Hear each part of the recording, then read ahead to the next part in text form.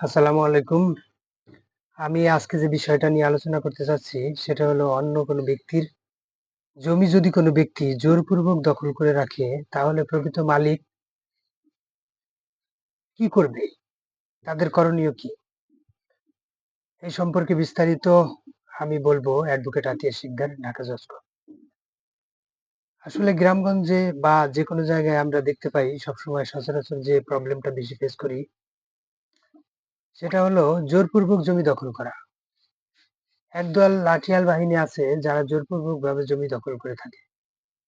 জোরপূর্বক যারা জমি দখল করে থাকে তাদের নিয়ে আসলে দরবার সালিশ করেও অনেক সময় কোনো ফলাফল পাওয়া যায় না, যার ফলে আদালতের দ্বারস্থ হতে হয়। যদি দরবার সালিশের মাধ্যমে সমাধান হয়েই যায় তাহলে তো আর আদালতে আসতে হয় না। আর যখন আদালতে আসে তখন তাদের কি করণীয়, কোথায় মামলা করবে?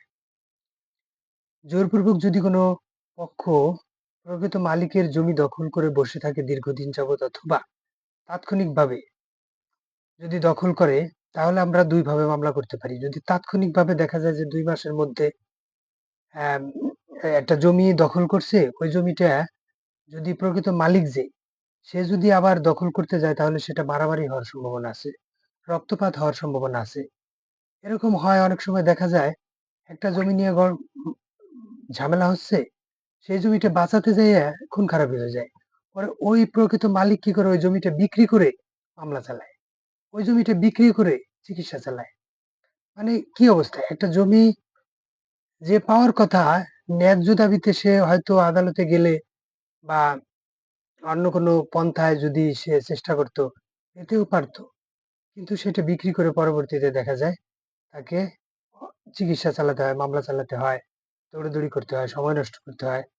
তো আমি বলব তাৎক্ষণিকভাবে যদি কোনো জমি বেদখল হয়, জোরপূর্বক যদি কোনো ব্যক্তির জমি দখল করে তাহলে আমরা ১ম এই জেলা ম্যাজিস্ট্রেট অথবা নির্বাহী ম্যাজিস্ট্রেটের আদালতে শরণাপন্ন হব এবং এখানে ফৌজদারি কার্যবিধির ১৪৫ ধারা অনুযায়ী একটা মোকদ্দমা দায়ের করব।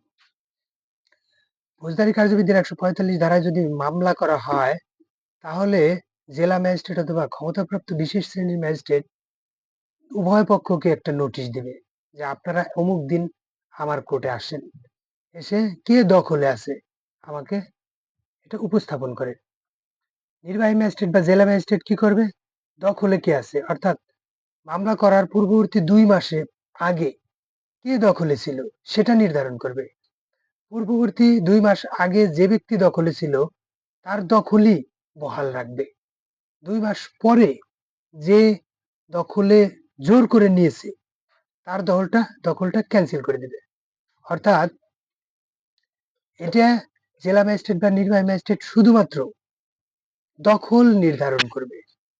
যদি মালিকানা নিয়ে কোনো প্রবলেম হয়, যদি দেখা যায় যে মালিকানা জড়িত এই মামলার সাথে, তাহলে নির্বাহী ম্যাজিস্ট্রেট বা জেলা ম্যাজিস্ট্রেট বলবে আপনারা দেওয়ানি আদালতে যান। দেওয়ানি আদালতে মামলা করে আপনারা সত্য কে আছে ওটা প্রমাণ করে নিয়ে আসেন। আমি মালিকানা প্রমাণ করতে পারবো না। আমি শুধুমাত্র তার দখল নির্ধারণ করতে পারবো।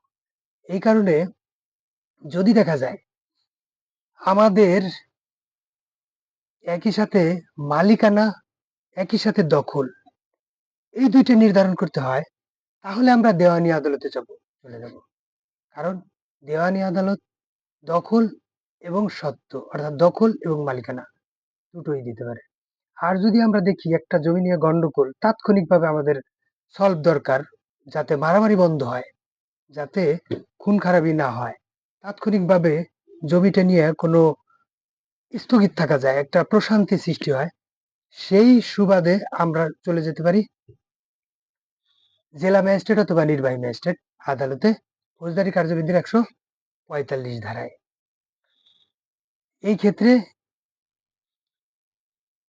যেটা আমরা লক্ষ্য করব, যদি ২ মাসের বেশি হয়ে যায় তাহলে সেই ক্ষেত্রে কিন্তু জেলা ম্যাজিস্ট্রেট বা নির্বাহী ম্যাজিস্ট্রেট কোনো আদেশ দিবেন না। সেক্ষেত্রে আমাদের চলে যেতে হবে দেওয়ানি আদালতে। দেওয়ানি আদালতে 42 ধারায় আমরা মামলা করতে পারি, ঘোষণামূলক মামলা।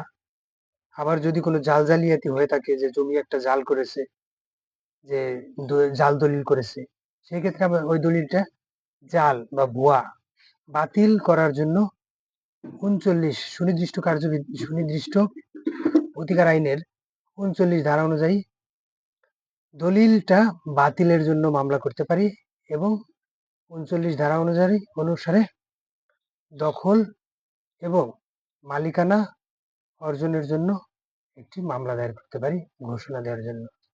সবাইকে ধন্যবাদ। আসসালামু আলাইকুম।